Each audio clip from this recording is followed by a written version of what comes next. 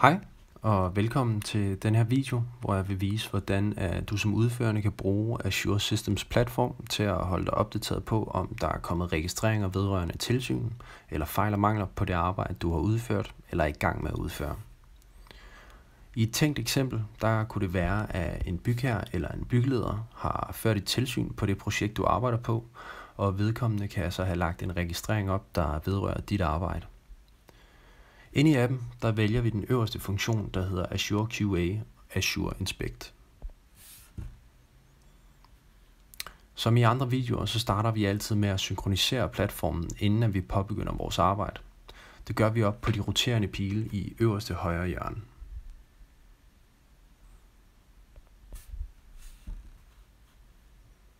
Læg mærke til, at tallet ud fra første sal, det skiftede fra 1 til 2.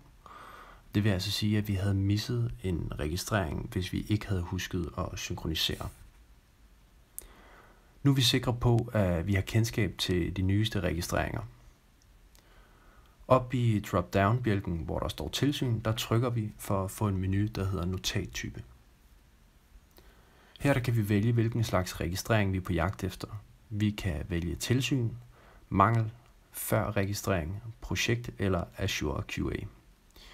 I mit tilfælde, der er jeg underentreprenør og er interesseret i, at min bygherre eller byggeledelsen har registreret noget under sit tilsyn, eller måske nogle mangler under en fejl-mangel gennemgang.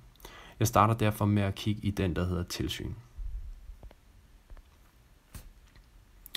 Her der kan jeg se, at der ligger 2 registreringer på første salen. Registreringen med nummer 1, der er placeret omkring trappen, der kan jeg trykke på den.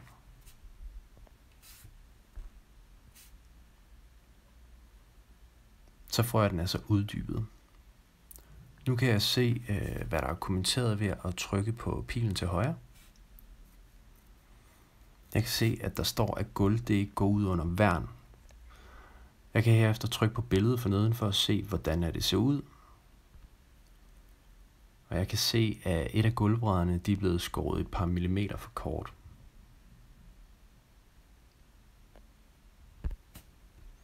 Lad os sige, at jeg nu har været ude og udbedret den her registrering. Så kan jeg gå op og færdigmelde den her registrering. Og det gør jeg op i venstre hjørne, hvor der står tilsyn. Jeg klikker på den, og så dukker der en menu op, hvor jeg kan færdigmelde på knappen, der hedder færdig, ud fra mit navn.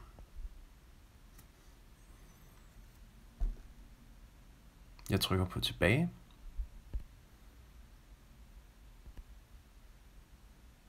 Og herefter, der husker jeg at synkronisere.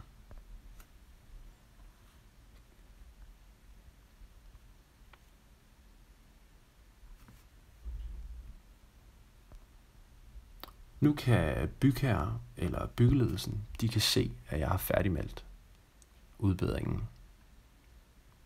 Det foregår på nøjagtig samme måde med fejl og mangler. Hvis jeg går tilbage til startsiden af Azure QA og Azure Inspect ved at trykke på de 3 streger op i venstre hjørne, og trykker på Azure QA og Azure Inspect, så kan jeg trykke på drop-down-menuen, hvor der står tilsyn lige nu, og vælge den, der hedder mangel i stedet. Nu kan vi se nogle mangler, og vi vælger den, der hedder stueplan. Og jeg kan se, at den mangel, der hedder nummer 4, omhandler en mangel på badeværelset.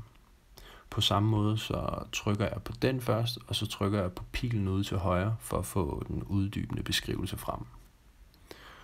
Der er en fuge, som er blevet trådt ud under et aluprofil, og jeg kan kigge på billedet for at se, hvad der er galt.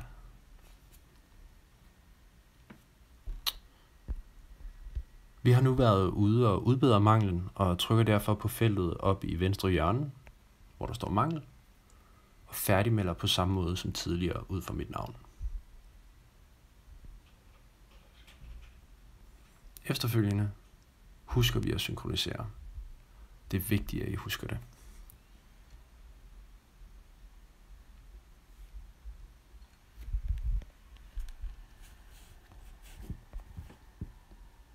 Det var det, at jeg vil vise i denne her video i forhold til at se registrering af tilsyn og mangler og færdigmelde dem efterfølgende. Tak fordi I så med.